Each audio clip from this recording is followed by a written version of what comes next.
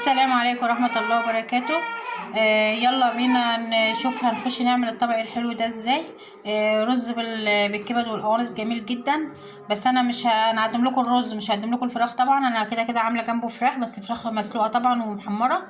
فيلا بينا نخش نشوف نعمله ازاي. طبعا شكله جميل وحلو وريحته حلوه جدا. وما تنسوش لايك واشتراك يا جماعه، لو سمحتوا اللايك واشتراك، ومتشكره لكم جدا. فيلا ننزل نشوف هنعمله ازاي.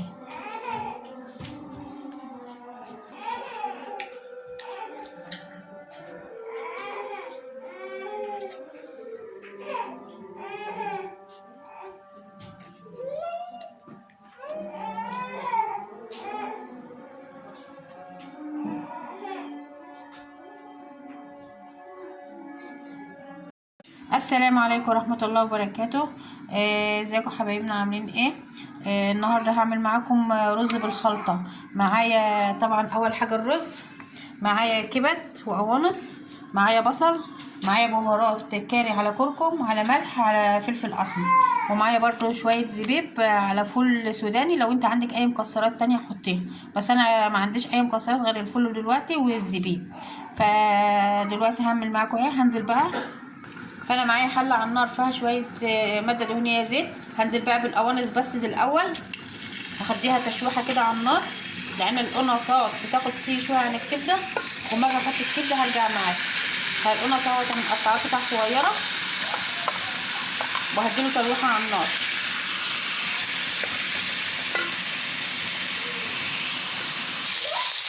انا كده شوحت القناص شويه، هنزل بقى بالكبده اشوحها معاهم تاني. كلنا عارفين طبعا القناص بياخد شويه شويه عن الكبده، فانا هشوح في الكبده شويه تاني وهرجع لكم تاني بعد 5 دقايق. دلوقتي انا جبت الطاسه وفيها شويه زيت على النار اهي، وسخنوا كويس. فانا هنزل فيهم بالبصله بقى للرز.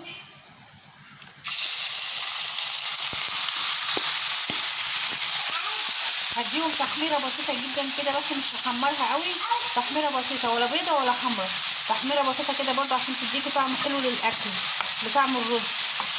فانا هحمرها شويه واشوحها وهرجع لكم تاني. طبعا انا شوحت الكبده بالقنص اهي. هرجع انا بقى ايه، انزل عليها بقى بالبصله اللي انا حمرتها كده، واسيبها تشوح بعضها مع بعضها، واحط لها البهارات فيها وهرجع لكم. هنزل بقى بالبهارات معايا اهي كده، واسيبها تتشوح 5 دقايق تاني كلها، البصله كله بالكبد بالقوانص 5 دقايق بالظبط. وهقوم نازله عليها على ما احمر الشعريه تكون هي ايه اتشوحت في بعضها تاني. انا معايا دلوقتي حله على النار، هحط فيها شويه شعريه مع معلقه سكر، وعشان معلقه السكر دي برضو بتدي طعم حلو للرز طبعا. فانا هنزل كده بالشعريه اهي. وطبعا معايا شويه ميه بالكاري هنا كده، سايباهم يغلوا برضو عشان ايه ما انجز مع في الوقت برضو.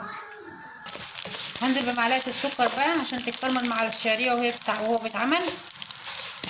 هي دخلت في الصفار الشعريه، اقوم حاطه بقى معلقه السكر عشان تكرمل كمان.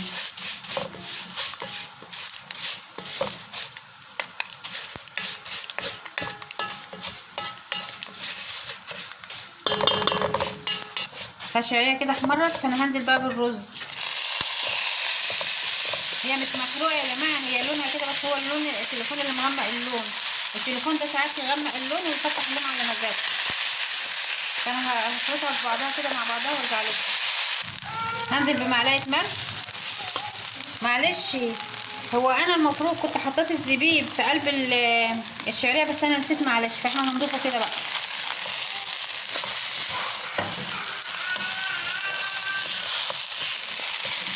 ده زبيب وفول يا جماعه. كده هنزل بقى بالميه بالكركم اللي انا حطاها على النار تسخن.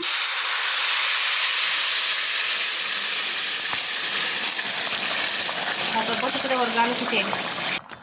فانا ظبطته كده اهوت بالشوربه بالميه، وهرجع لكم تاني لما اجي احط الخلطه بتاعته. دلوقتي هنزل بقى بالخلطه بتاعته كلها على الرز خالص بعد ما خلصته كده اهو. انا كده ظبطته بالشعريه بالكاري وكركم والشوربه وكله. اخر حاجه بقى هسيبه انزل ده كله واقلبه مع بعضه واسيبه يتظبط. فانا ظبطته كده اهوت. هسيبه بقى لما يستوي خالص، وان شاء الله هنجيلكوا في التقديم. معلش بس الجو بيمطر عندنا جامد برضه. كده كده خلاص، انا ما عدتش هعمل في اي حاجه غير ما يقدموا لكم وبس.